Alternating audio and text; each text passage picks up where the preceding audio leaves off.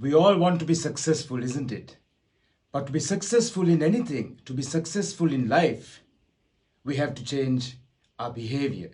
Hi, my name is Sanjeev, and I'd like to tell you the secret of how you can change your behavior in order to be successful in anything at all. Some years ago, many years ago, I worked for Unilevers. I joined Unilevers as a management trainee, pretty young then.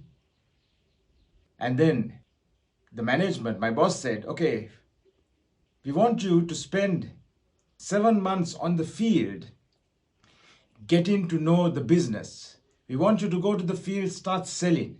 And what was Unilever selling? What were the products that Unilever was marketing? It was all FMCG items, soap, shampoo, toothpaste, stuff like that. Yeah. So here was I with a first class honors degree in IT, told, okay, go to the field and start selling. Guess what? As a young guy, initially I hated the idea. And I was told, okay, for the first 2 months, you need to go in the lorry, right? So go in the lorry, get into the lorry, yeah, and go shop to shop selling our items. I thought, okay, I've joined as a management trainee. Let me try this. So I did it for 2 months, going in the lorry and selling soap shop to shop. After 2 months, my boss got me back to the head office and said, okay, Sanjeev, right, you have done well for 2 months. Therefore, from the 3rd month, we are going to give you a car. We are going to give you a vehicle. That was a great thing for a 25, 26-year-old guy, isn't it? Getting his first vehicle. And I was really happy about that. And then my boss asked me a question. Sanjeev, do you have your driving license? They say, if you don't get the right answer when you ask someone a question, you should probably change the question. So the question my boss asked was, Sanjeev, do you have your driving license? And the answer to that was, yes, I do.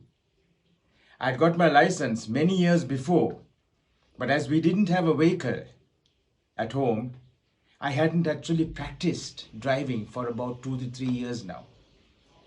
And therefore, although I had my license, I wasn't really good at driving. I was actually quite bad, terrible in fact. But he had asked me the question, do I have my license? And I said, yes. If he had asked me the question, Sanjeev, can you drive? Are you confident driving? I would have said no. But here he said, okay, do you have a license? I said, yes. And I said, okay, come with me. And he gave me a vehicle. It was an old Nissan March at that time. This was in the mid-90s. No Nissan March. And here was I, extremely nervous. I got into the car and was driving very slowly all the way from the head office of Unilevers to my residence, which was about, I think, a distance of about 15 kilometers or so. Driving very slowly, just driving at about 5 kilometers, 10 kilometers an hour. Imagine, that's slow. But just about 1.5 kilometers away from the head office, guess what?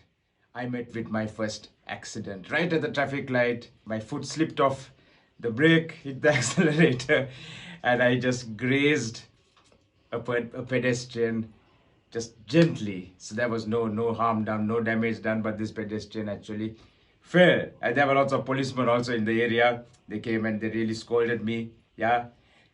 But of course, luckily for me, they didn't actually do anything else. I was just scolded terribly and chased away. And I felt even more nervous, right? I felt really nervous. So kept driving very slowly all the way home, managed to get home in one piece. The next day, I reversed my car out of our garden directly into the neighbor's wall. So that's how good a driver I was. Did I want to be a better driver? Definitely. I was trying hard, but what was holding me back was my belief that I am a lousy, horrible driver. You understand? So my belief was driving my behavior. As soon as I got into the vehicle the next day, I was getting automatic thoughts into my head. What's going to happen today? How bad is it going to be? Which neighbor's wall am I going to break? Am I going to meet with another accident? And that made me even more nervous. Research says that 95% of the thoughts that we get are automatic thoughts. And all these automatic thoughts are based on the beliefs that we have. Our thoughts just come out based on the beliefs that we have. Only 5% of our thoughts are conscious thoughts. So, you see, we are like running on autopilot, just going on the program that is already in our mind, how we have been programmed. So if you want to change our behavior, we have to change the programming. We have to change the belief. So let's go back to my example of driving. So whenever I get into the car to start work the next day, the automatic thoughts that come into my head: what's going to happen today? How bad is it going to be? How many accidents are you going to face?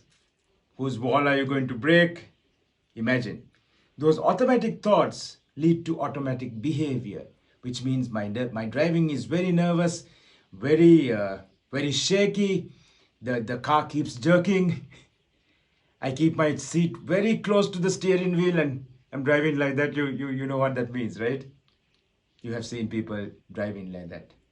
I was just like a nervous wreck, under so much of stress, so much of pressure. What did I want to do? I wanted to change my behavior to be a great driver. But I can't do that without changing my belief, because all my thoughts, all my behavior is being driven by my beliefs. Luckily, after a long time, I managed to change my beliefs. And today, I can drive. I'm very confident. Not at 10 kilometers per hour. You can drive at even 100, 120 kilometers per hour. And it's definitely much better. But what I want to show you is, in order to be successful in anything, it depends on our behavior, isn't it? If I want to be a great musician, I need to be able to make music. If I want to be a great speaker, I need to be able to communicate. That's all behavior. But we cannot change behavior without having changed our beliefs. If you felt this is useful, in the next video, I'll be teaching you how to get into your subconscious mind and actually change your beliefs.